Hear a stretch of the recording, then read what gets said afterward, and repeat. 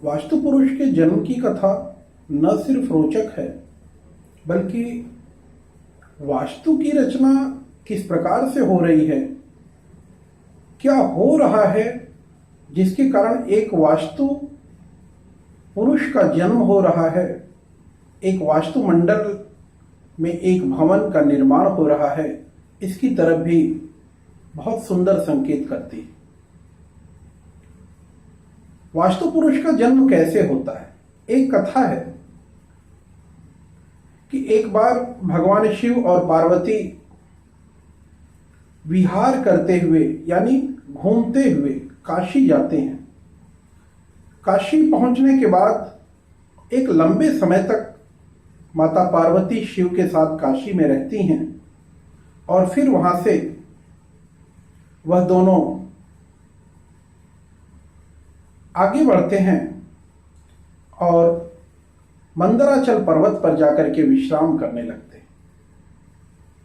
वहां भगवान शिव माता पार्वती को बड़े ध्यान से देख रहे हैं और कहते हैं कि पार्वती तुम बहुत सुंदर दिखती हो। माता पार्वती लज्जा के कारण भगवान शिव के दोनों नेत्रों को अपने हथेली से बंद कर देती हैं। ऐसे में पूरी सृष्टि में अंधकार छा जाता है, पूरी सृष्टि कालिमामय हो जाती है, अंधक हो जाती है, शून्य हो जाती है। माता पार्वती घबरा करके भगवान शिव के नेत्रों से अपना हाथ हटाती हैं, लेकिन इसी बीच में भगवान शिव के माथे की गर्मी से पसीने की एक बूंद धरती पे गिर पड़ती है। पसीने की उस बूंद से एक विशालकाय बच्चे का जन्म होता है। वो अंधा, काला कलूटा, अट्टहास करता हुआ, बहुत विचित्र सा, और बड़ी तेजी के साथ उसकी आकृति बढ़ती चली जाती है। जब माता पार्वती उसे देखती हैं तो आश्चर्यचकित हो जाती हैं और भगवान से पूछती हैं कि हे भगवान शिव, ये कैसा बालक पृथ्वी पर जन्म ले लिया? ये किसका बालक है? तो भगवान शिव कहते हैं कि माता पार्वती, यह तो आप ही का बालक है। अभी आपने मेरे नेत्रों को जब बंद किया था तो आपके हाथों और मेरे सिर के द्वारा दोनों के मिलन से पसीने की एक बूंद धरती पे गिरी, और चूंकि आपने मेरे आंखों को बंद किया था, इसलिए ये काला कलूटा अंधा एक बालक पृथ्वी पे जन्म लिया है। माता पार्वती कहती, अब क्या होगा? इस बालक का लालन पालन कौन करेगा? तो भगवान शिव हिरण्याक्ष की एक कथा माता पार्वती के सामने रखते हैं कि एक बार हिरण्याक्ष ने भगवान शिव से उनका एक पुत्र मांगा था। हिरण्याक्ष यानी हिरण्यकश्यप का भाई, हिरण्यकश्यप यानी प्रहलाद का पिता, भक्त प्रहलाद, जिसे होलिका अपने गोद में लेकर के अग्नि में बैठती है और होलिका जल जाती है और प्रहलाद बच जाता है। उस प्रहलाद का पिता हिरण्यकश्यप, जिसका भाई हिरण्याक्ष। हिरण्याक्ष भगवान शिव से उनका पुत्र मांगता है कि मुझे आपका एक पुत्र चाहिए अपनी सेना के लिए। भगवान शिव उस अंधे पुत्र को हिरण्याक्ष को सौंप देते और कहते हैं कि ये तुम्हारी सेना में तुम्हारी सेना का सेनानायक होगा। हिरण्याक्ष उस पुत्र को लेकर के चला जाता है, अपने महल में रखता है, पालता है, पोषता है, बड़ा करता है। और हिरण्याक्ष के बाद अंधकासुर हिरण्याक्ष की गद्दी पे बैठता है, राजा बनता है। देवताओं से जिस प्रकार से हिरण्याक्ष युद्ध करता था, उसी प्रकार से अंधकासुर भी युद्ध कर रहा है, देवता परास्त होते चले जा रहे हैं। ऐसे में देवता चित्कार करते हुए भगवान शिव को पुकारते हैं और भगवान शिव देवताओं की तरफ से उस अंधकासुर से युद्ध करने लगते हैं। अंधकासुर और शिव का भीषण युद्ध होता है। उस भीषण युद्ध से पुनः इन दोनों के शरीर जब टकराते हैं तो इन दोनों के शरीर के टकराने से, इनके घर्षण से पसीने की एक बूंद फिर से धरती पे गिरती है और एक महाभूत का जन्म होता है जिसे वास्तु पुरुष कहा गया।